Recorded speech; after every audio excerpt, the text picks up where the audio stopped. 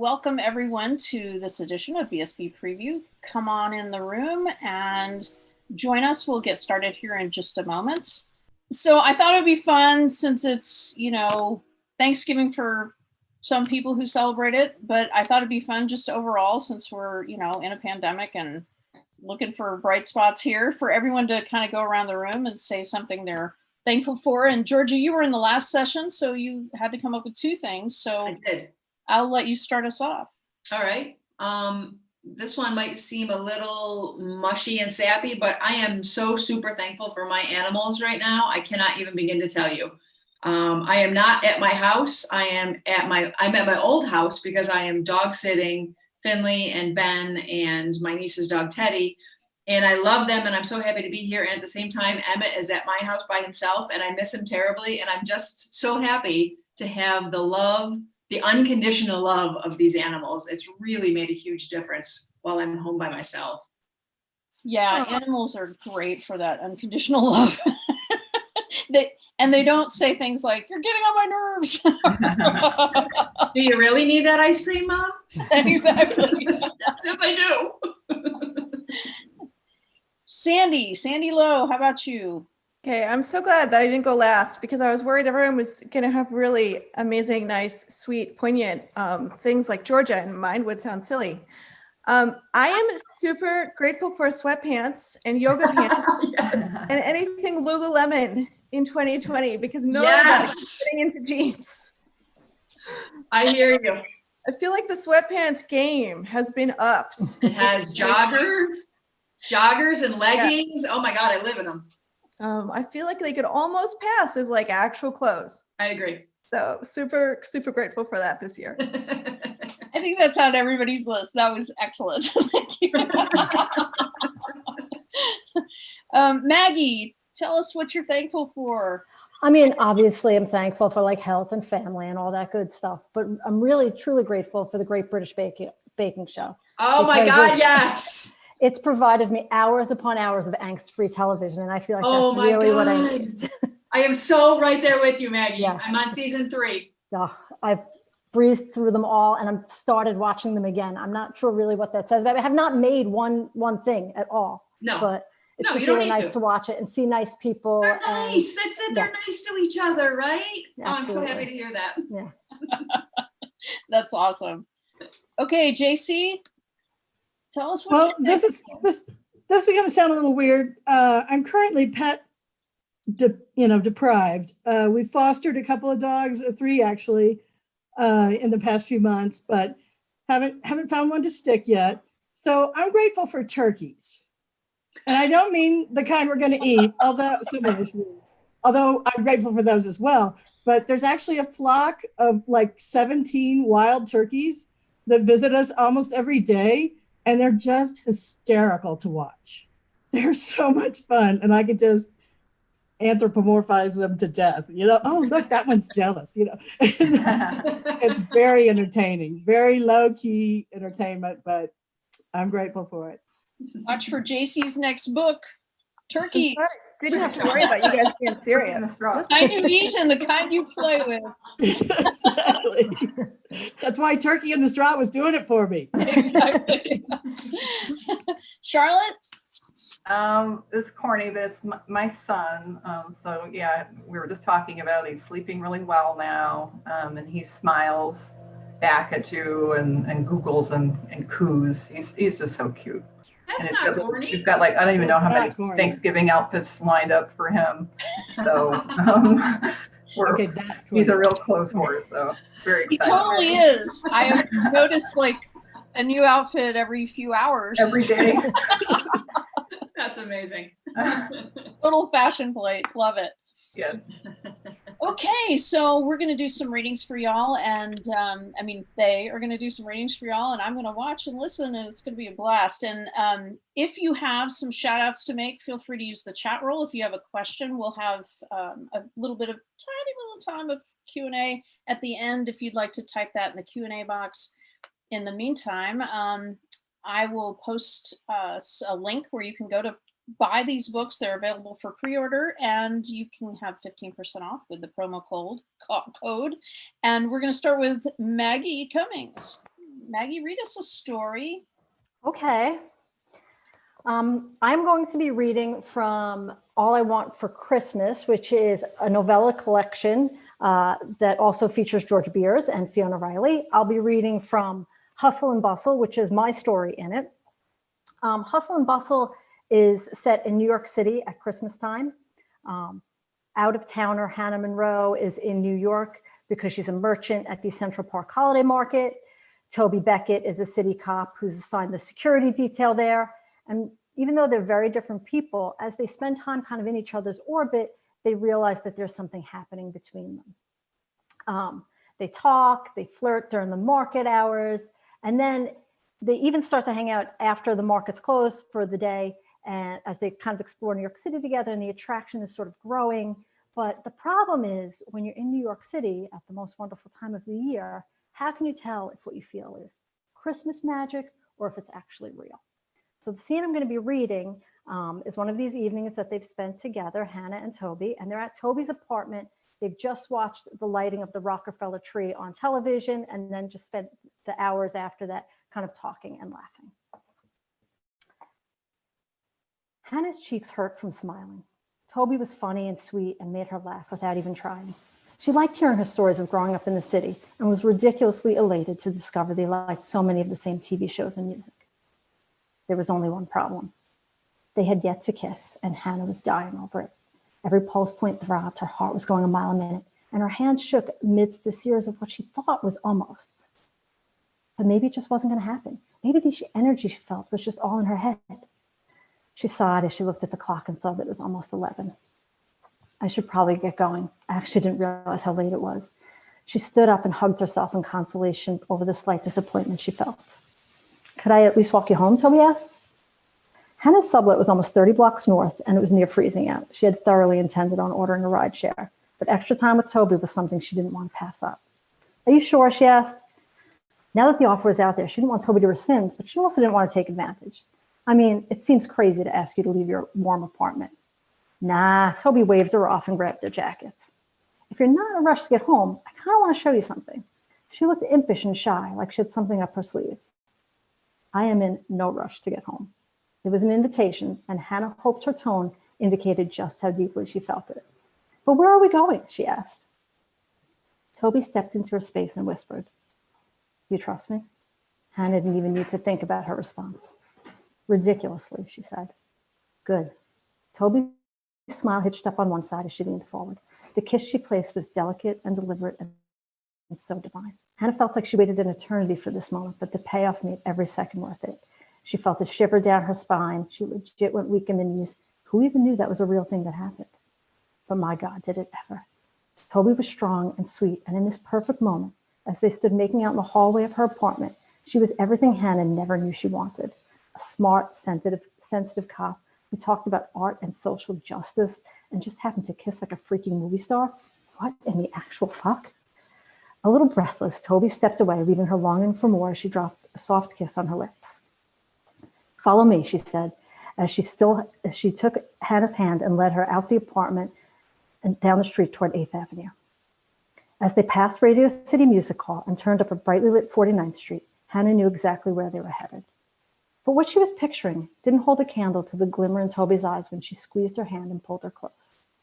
There is absolutely no reason you shouldn't get to experience this in person.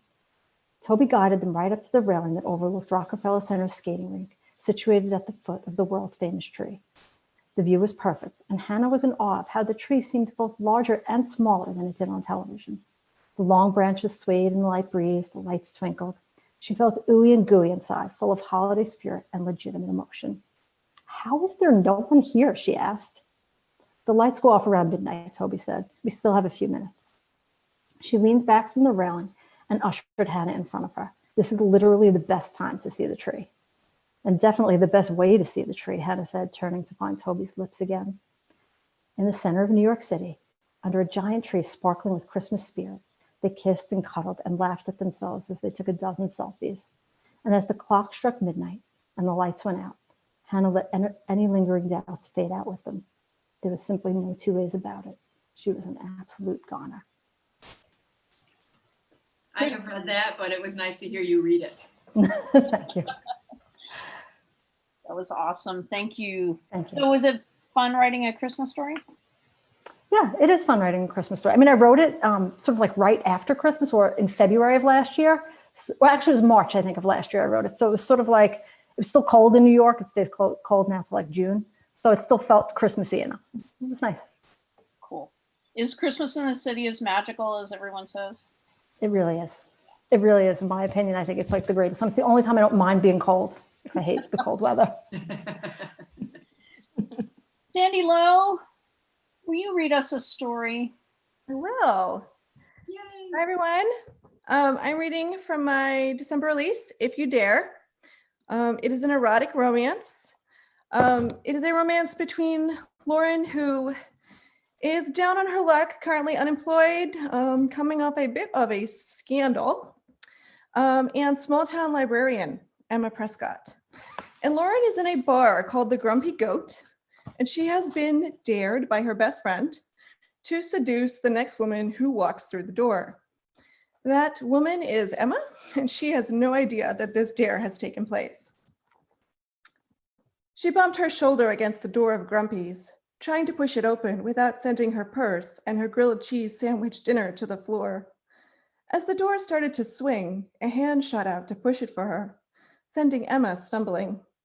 The arm connected to the hand caught her at the waist to steady her, and a warm body pressed along her side. Emma nearly jumped out of her skin. The scent of ripe tangerines twined around her senses. So exotic and so out of place, she lost her bearings completely. Whoa, you okay there? Breath coasted against Emma's cheek when the woman spoke into her ear. Emma shivered, and every ounce of sense she had ever possessed evaporated. Her purse landed sideways on the floor, spilling paraphernalia. The grilled cheese flew from her grasp as she struggled to compose herself, landing a foot away on the floor that hadn't had more than a cursory mopping in 10 years. Diagnosis? Not okay. Possible mental instability characterized by loss of motor control, inappropriate shivering, and head swirlies. Could this day get any worse? She righted herself and turned to glare at the unhelpfully helpful perpetrator. Her swirling head had only just caught up with itself when she fell into the soft gray eyes of Lauren West. Well, there was her answer. The day could definitely get worse, and she had just boarded the express train. Destination? Mortification. Sorry. Lauren let her go quickly, as if prolonging their contact might cause Emma to spontaneously combust this time. She bent down to scoop Emma's stuff back into her purse. To her credit, she didn't even blink at the prescription bottle for Valium or the tampon still in its flowery paper. She just shoved it all back in and handed the purse to Emma. I was actually trying to help and ended up making everything worse. Story of my life. Lauren's smile was all, I'm so charming, please forgive me. Emma had no idea what to say. She couldn't ever seem to say anything to Lauren, even when she wanted to. She just stood there like an idiot with her mouth open and the imprint of Lauren's body along her side, embedded with enough heat for a branding iron. Her cheeks grew steadily warmer and sweat broke out across her forehead. Emma managed a half-hearted smile, but couldn't make words around the lump ballooning in her throat. Story of her life. She turned back to the door that had caused all the trouble in the first place. Wait. Lauren's hand was back, preventing the door from opening this time. Emma, right? How are you? Surprise had Emma spinning around, words popping out of her mouth before she had time to think about it. You know who I am? Lauren shrugged. Yeah? How are you? I'm fine. Emma drew out the word so one syllable became 3. How was she? What kind of question was that? No one went around asking people how they were.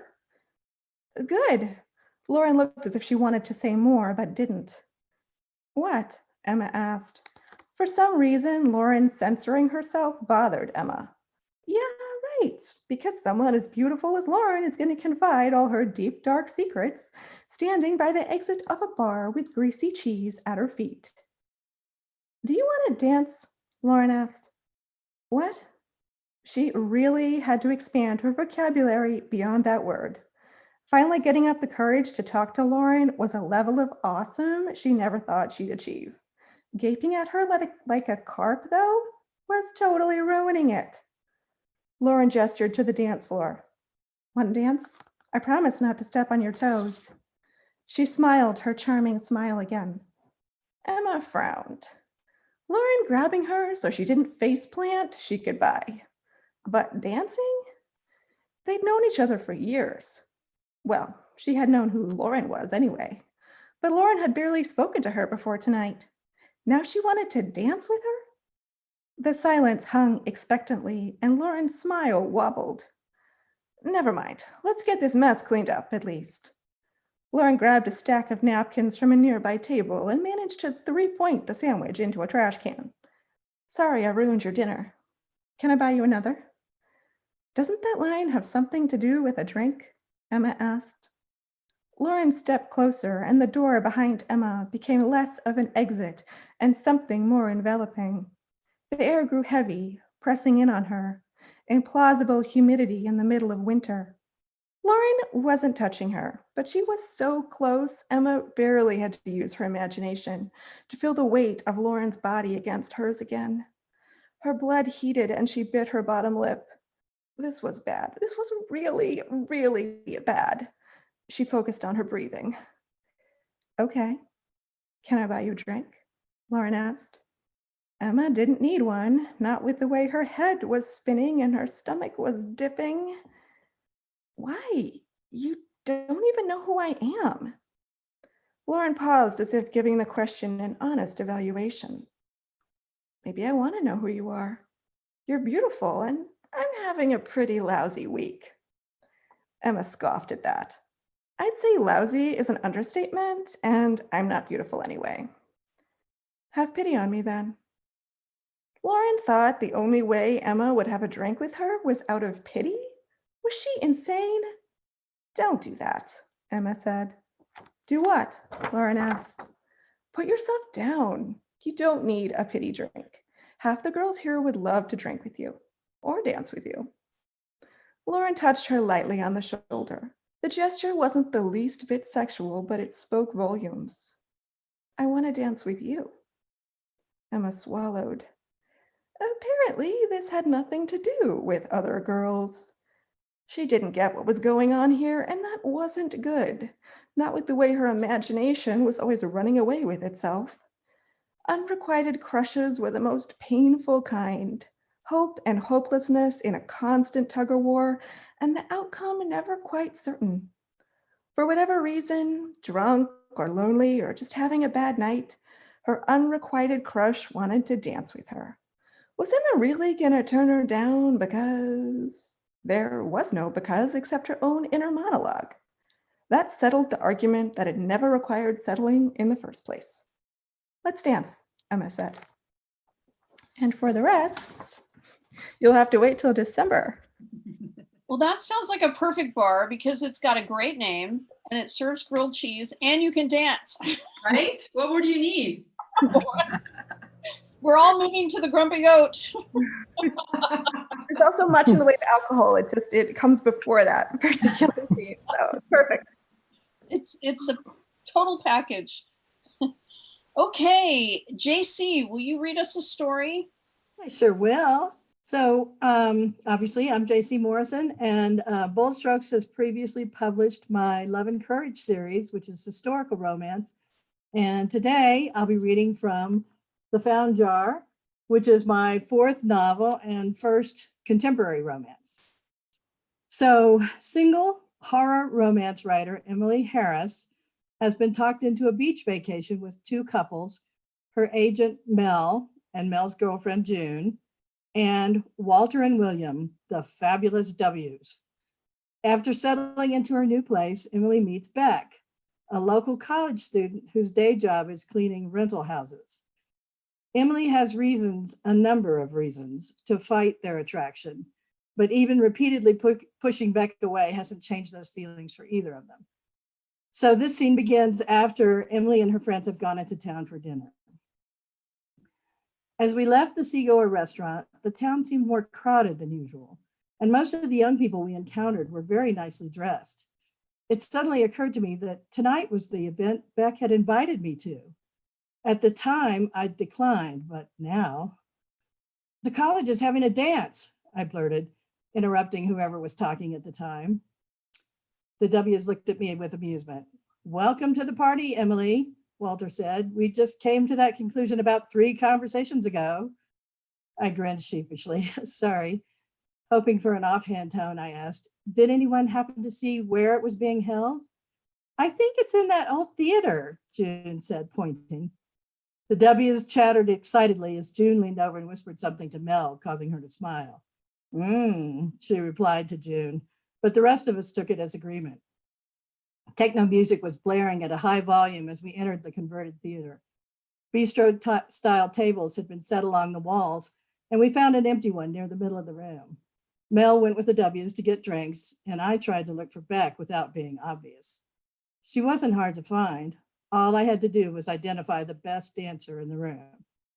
Provocative and sexy as hell without being nasty, Beck infused every move with power and grace. June noticed the subject of my attention. Is that your friend? She asked. I nodded, and after a minute she added, she's really good, and she's hot. Yes, I sighed, to both. The guys and Mel returned with our drinks, and their movement must have drawn Beck's attention because she stopped dancing and was staring in our direction, eyes wide with disbelief. When she began moving toward us, I looked away. I'd wanted to see her, not be seen by her. But when she called my name, I turned back slowly, fighting to suppress my pleasure when I saw the delight on her face. Emily, she said, somewhat breathless, I can't believe you're here. Her hair was slightly damp and her body glistened with a light veneer of sweat. Would she look like that after sex? Oh, hi, Beck. I tried to keep my tone casual. I hope you don't mind that we've crashed your party. You're not crashing. I invited you, remember? Her eyes never wavered from mine. So dance with me. She took my hands and began pulling me onto the floor. No, I said, laughing as she walked backwards, tugging on my hands, alternatively making me sway. I can't, especially to this music. What are you talking about? She said with a teasing grin. You already are. All right, I said deliberately, not looking back at my friends, but let's move away some more. Beck nodded and kept a firm hold on one hand as we made our way through the jumble of exuberantly moving bodies. Somehow she signaled the DJ and the frantic beat slowed. As the volume of the music decreased, the DJ invited all the friends, lovers, sweethearts, romancers, and wannabe couples out onto the dance floor. As the crowd moved around us, I cocked my head. Were you thinking we could be one of those? The corner of her mouth crooked, but her gaze was intense. I think that's up to you. I was casting about for a reply when the chords of a terribly romantic song from one of the teen vampire movies began playing. It had gotten so much radio time, even I dimly recalled some of the lyrics about stepping closer. Not a good idea right now. So I startled when Beck's hand had closed my waist.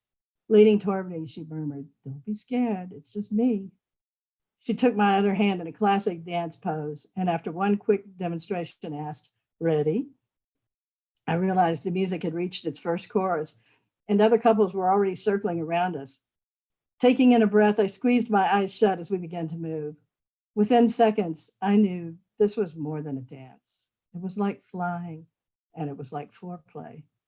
When Beck turned us for the first time, my eyes opened and I stumbled. You're doing great, Emily. Don't think, just feel it, Beck said, her lips brushing my ear.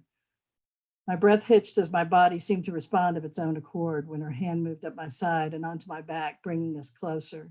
It felt so right that I closed my eyes again and did exactly what she said.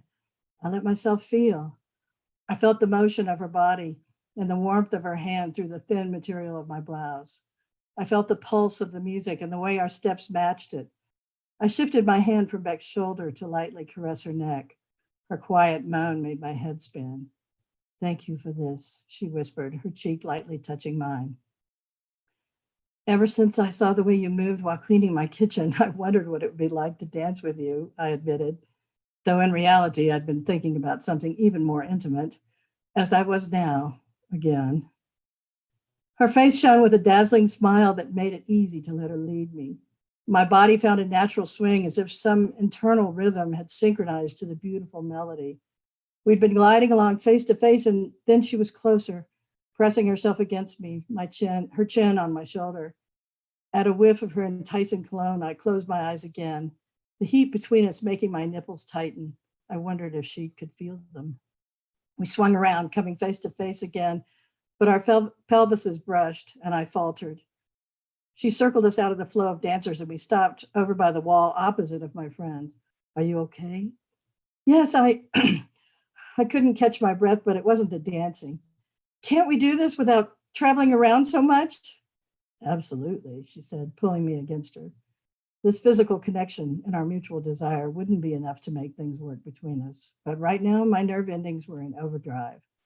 We were barely moving, our bodies as close as they could be with clothes on.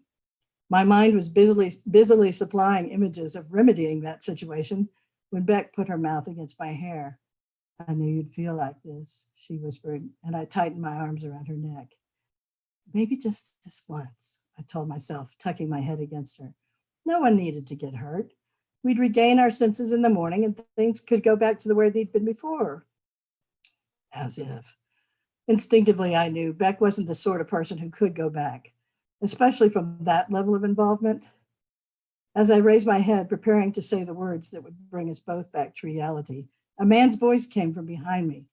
Oh no, you fucking queer. You've gone too far this time. My eyes flew open as Beck was jerked from my arms and punched in the stomach. She doubled over and I screamed. And to know more, you'll have to get the book. What? I was like, wait, what? That's it? This wasn't Sandy's dance. This was a different dance. Ways to end dances. A variation. Thanks, Jaycie. Thank you. Cliffhanger. Charlotte, read us a story. I will. Okay, everybody. I'm reading, what's reversed? I'm reading from my newest novel, From the Woods, which is a thriller romance with some spooky horror elements. The story follows 4 lesbian friends and a trail guide backpacking in a protected and isolated forest in the Rocky Mountains. Just prior to the scene I'm reading, the group had heard some strange, unexplained sounds coming from the woods, but they couldn't find the source. In this scene, Fiona, the main character, interacts with 2 of her friends, Jill and Sarah, and their hot trail guide, Roz. Camp that afternoon was on the edge of an expansive, flower-filled meadow.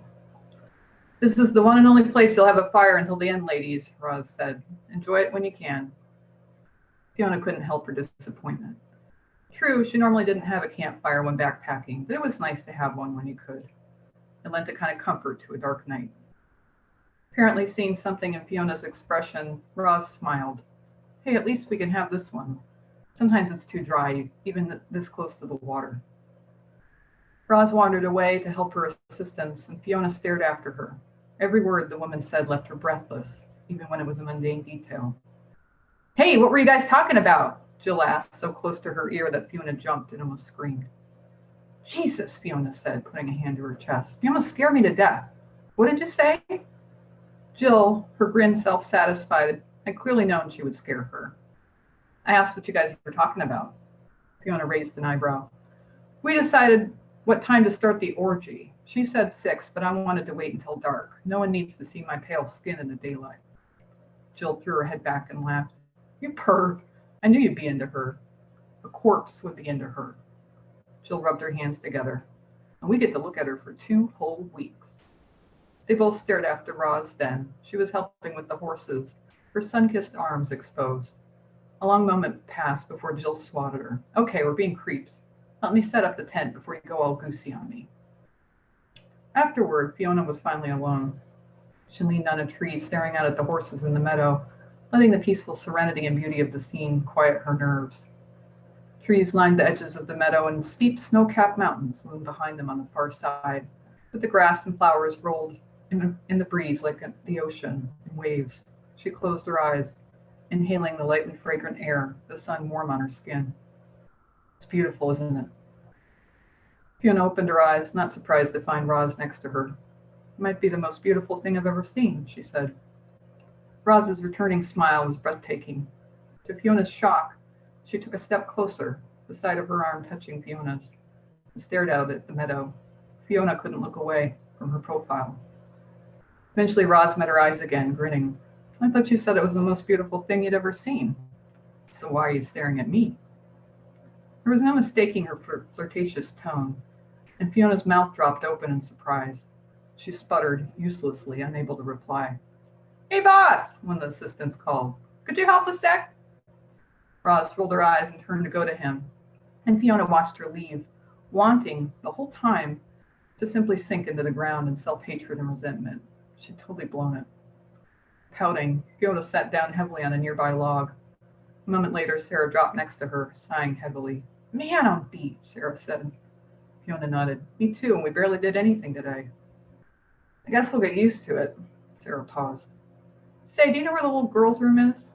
Fiona nodded and pointed. "Actually, I have to go too. I could show you." They grabbed their toiletries and headed down to the latrine area. A faint trail led them there, away from the water and camp.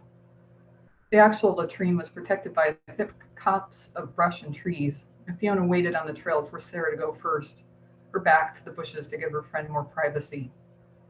Sarah had been gone for mere seconds before she called out, "Fiona, could you come back here for a second?" Hearing the fright in her voice, Fiona moved at once, edging around the bushes into the clearing. It took some time for her eyes to adjust to the relative dark, and her breath caught when she saw where Sarah was pointing. About 10 feet up from the ground, on a few trees on the far side, were strange geometric symbols had been cut into the bark of some 10 or 15 feet off the ground. The soft, lighter insides of the trees made the symbols stand out in sharp contrast to the dark bark. The smell of pine was sharp and clear, pungent for having been exposed from the inside this way. The marks themselves were careful, precise, and overlapped in clear bands around the trunks. Fiona was reminded of Celtic braids or something similar, some kind of ancient knotwork that she'd seen on antique armor and vases. As she moved her gaze from tree to tree, she could detect slight differences in each of the band's patterns, but judging from how fresh the scent was and how newly crisp the cuts were, this had happened very recently. "Someone must have done this in the last couple of days," Fiona said, almost to herself. "Yeah, but how?" Sarah asked. "Did they bring a damn ladder out here?" Fiona walked a little closer, staring up at the cuts from the base of the tree, but they were harder to see from underneath.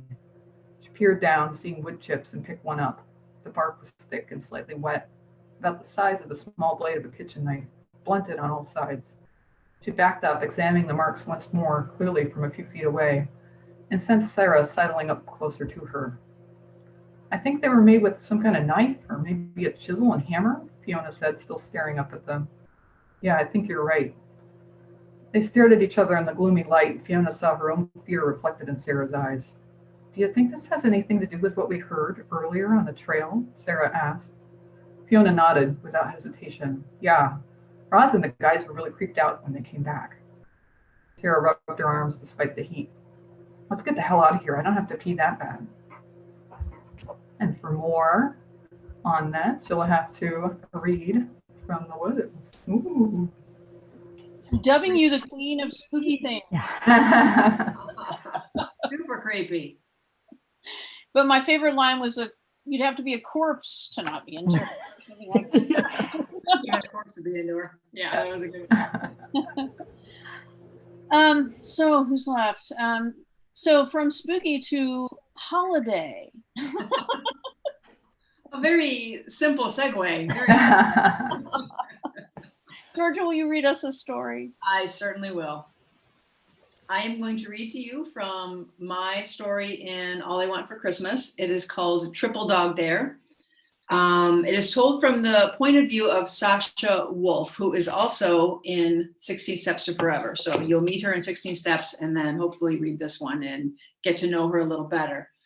Before this scene happens, two things have occurred in Sasha's life.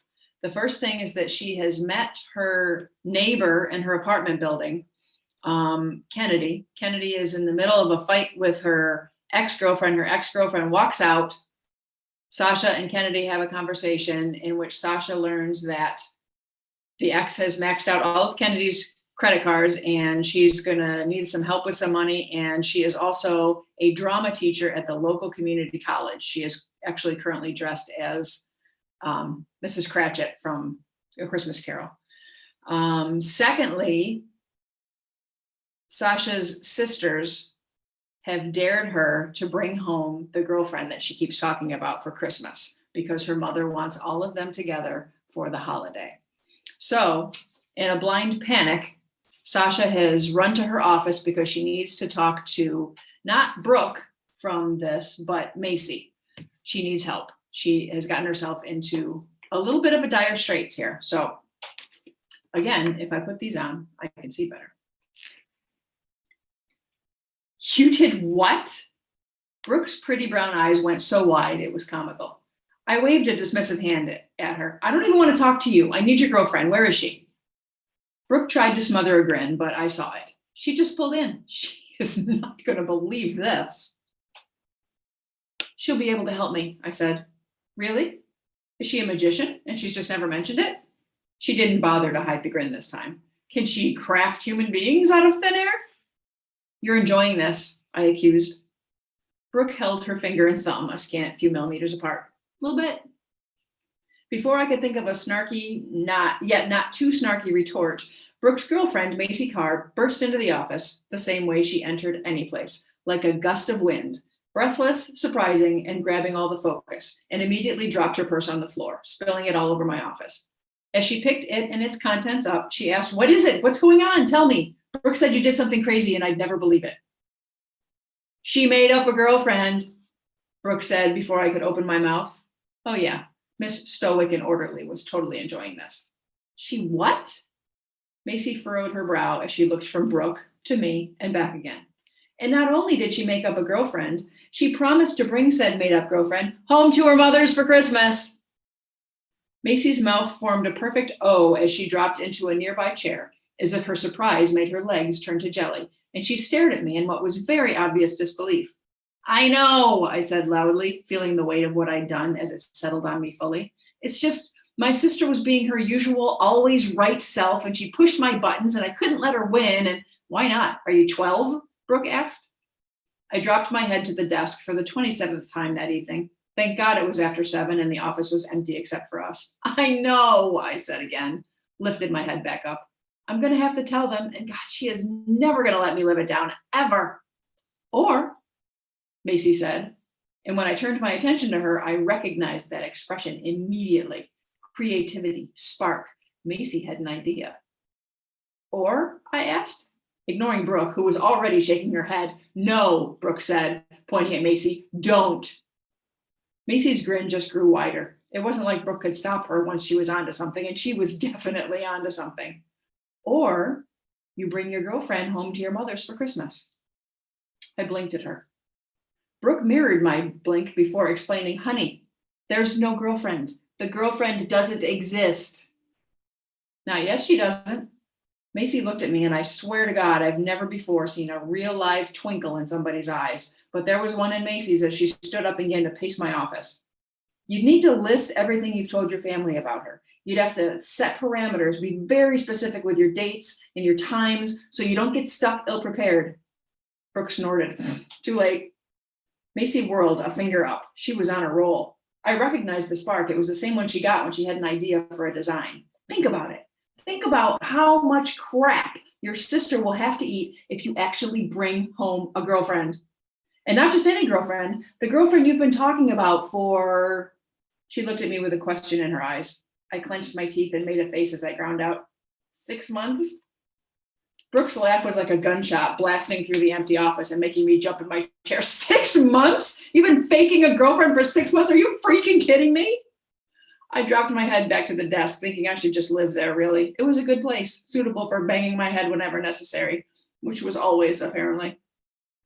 No, Macy said, and her confident tone had me looking up and Brooke slowly swiveling to face her. We can do this. It's we now? Brooke asked, eyes wide. The hardest part will be finding somebody to play the role. I'm sure that won't be hard at all. Brooke punctuated that with an eye roll. I mean, you need a professional, somebody who's getting paid. Macy was walking around the office again, thinking out loud. She turned to me. You can pay, right? I nodded. She'd sucked me right into this plan. I knew it was ridiculous and highly unlikely to ever come to fruition, but I was at least going to hear her out. I can pay, sure. She'd have to be willing and able, somebody who looks like your type, since we're talking about your family here. Macy was almost talking to herself at this point, walking and formulating a plan while we watched her and twiddled our thumbs. I glanced at Brooke, who shrugged, shook her head, and sat back, knowing her protests were ineffective. She'd need to memorize all the details so she can remember, all the details she can remember. Job, family, likes and dislikes, not just for her, not just the stuff you've told your family, but for you. I mean, if she's supposed to be your girlfriend, she'd obviously know things about you. I mean, it would be almost like we'd give her a script, right? That was when she turned to face me finally, snapped her fingers and said, you need somebody who can act. I mean, it would help if she was gay or bi, but it's not absolutely necessary. More importantly, you need an actress. That's when the light bulb went on over my head. I needed somebody to play a role, preferably somebody who needed money and had some kind of acting experience. And who did I know who ticked all those boxes? I'm sure you can see where this is going. I like where it's going. Thank you. That was excellent. Thank you very, very much. Thank you. Thanks to all of you. And we have a short bit of time. If you have a question, lovely audience, you may type it in the Q&A box and we will address it post haste. And apparently I start talking weird at this time. But that's okay. So in the meantime, let's ask our authors a question just for fun. What have you written? What have you not written that you would like to? Anything? I will start with you, Maggie. I mean, I don't know. I haven't really written a lot, so I think there's a lot that I haven't written that I would like to write. But in terms of like genre, I think maybe like dystopian. Sometimes I think I want to write something dystopian. I'm not sure I have like the skill set to do that, but that is sort of like a goal. Well, 2020. So exactly, it's kind of like the right time exactly. to do some research, just by opening my eyes. Exactly. Exactly. So Jaycie, this is a good one for you because you've written historical now contemporary. Anything else on your list? Oh yeah, I'd love to write a good mystery. Maybe murder, maybe not, but some kind of mystery. But because I'm such a pantser, I don't know that I have the skill set to do that. I think when you write one of those, you have to know who done it before you start, and I might not. So hopefully someday. Oh, that's just baloney. Yeah, just good. Guys, you're making my job real hard here. Sorry, little boss. And now Sandy. I will only ever write erotic romance, I think, but I have an idea that I haven't quite figured out how to make it like okay. I have an idea for a like kind of finishing school concept, but for the wives and mistresses of the elite. Oh.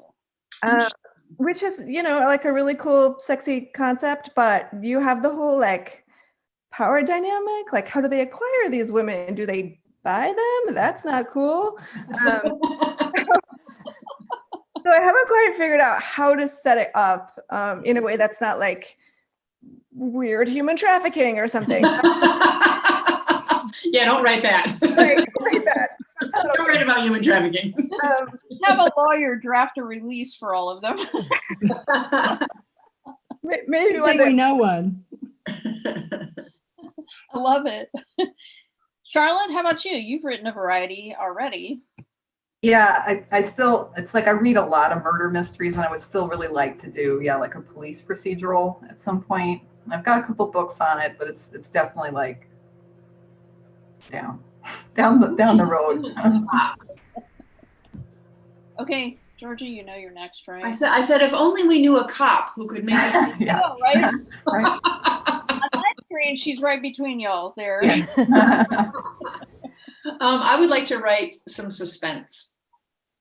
It's my favorite thing to watch and my favorite thing to read. But I really like writing romance better. So, I mean, someday maybe, I don't know, but that's what I would do if I had to pick another genre. Okay, we'll do it. I think you should. Maybe. So somebody wrote "Weird Human Trafficking" is a great tagline for a book. You're all set now. Perfect. Perfect. Got the marketing plan set. Brad'll be fine with it. So somebody, not a question, but a comment, somebody said, do not take a Georgia Beers book to a dentist's office waiting room when there's a love scene coming up. And I suspect that would be true for several of y'all's books. So warning about the dentist's office. Just the dentist. You can go to any other doctor. Go to the doctor, go to the radiologist. That's all fine, but not the dentist. Thank you. Thank you for that comment. So let's see. We've got a little bit of other time. So what's the most interesting thing you've learned researching a book? That wasn't technically one of the questions I told you I would ask, but it's close. I'll just jump in here since nobody's really talking. I did a ton of research on service dogs, like canine dogs. I mean, because I've been around them, but never, like, I've never been assigned to work one. So I got to go to the training facility. Actually, the biggest training facility in the country is in upstate New York, which is not very far from me. And I got to go visit, and I just learned a ton about these service dogs, and they're amazing and brilliant and smart. And I don't know, it was every time. I mean, I see them a lot, even just not really at work. I mean, just kind of in the city, you see them. And I was with my dad recently. We were going into Manhattan, and I was able to, all of a sudden I started telling him all these facts about the dog that was on the boat that we were on the ferry that we were on. And it was I was like, wow, I really learned a lot. And I just think they're really cool. I just I think about it sort of a lot every time I see them. So that's one of the really cool things I learned. Yeah, I mean, total bonus getting to research dogs. Yeah, absolutely. I did learn also that I'm very allergic to German Shepherds, though, which sort of made me sad. That's very sad. No canine jobs for you. I know. Bummer. Charlotte, any horror research that you've Yeah, so with this book From the Woods, I've been backpacking before. I'm not an expert, but I've never done super high elevation. So usually I stick around 6,000-7,000 feet or something like that. And so this book takes place higher than that. And so I had to learn about toilet paper and at what elevation it biodegrades and which one it won't. And so, yeah, I wanted to be as accurate as possible. So they're all packing out their toilet paper in the book since they're at sustainable hiking contact short. Yeah, exactly. That's awesome. Well, little details like that matter. And yeah, definitely. Sandy, how about you? Grilled cheeses? I try to write my books so I don't have to research anything. Oh my God. I think I did type does Pornhub have a paid subscription or not?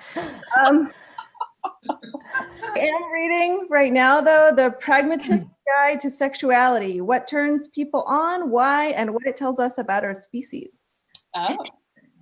So I wouldn't call it research necessarily for a particular book, but I do tend to pull things from books that I read for fun and put them in there. But it's more I read the book first and then I put it in one of mine. You read a lot of cerebral things. Yeah, I'm a super nerd about anything to do with sex. Fiona Riley has the whole McSteamy thing down. I'm the McNerdy. Making nerds sexy. That's right. Jaycie? When I was writing my historical romance series, I learned a lot about the Women's Army Corps back in World War II.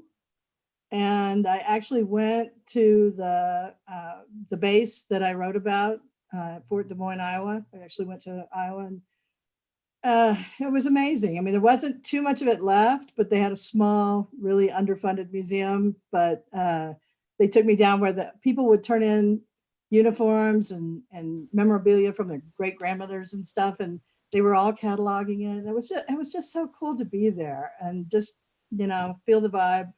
The guy let me go into the chapel, which normally people don't get to go into, but it's still there, and that was pretty awesome to think about all the women there doing amazing work and so rarely recognized even today. So that was great to be there. I enjoyed that very much. Very cool. Georgia?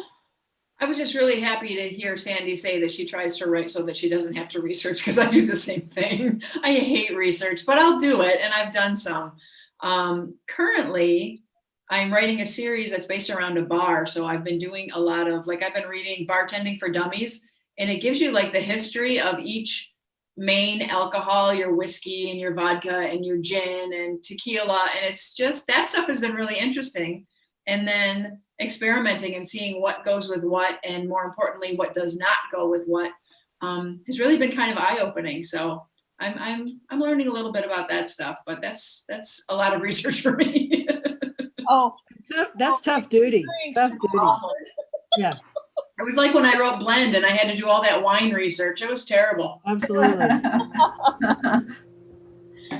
well, thank you to all of you, and thanks to all of our readers for joining us here tonight, for supporting us throughout this time by joining us at our events and buying our books. And we really appreciate you. We wouldn't be here without you.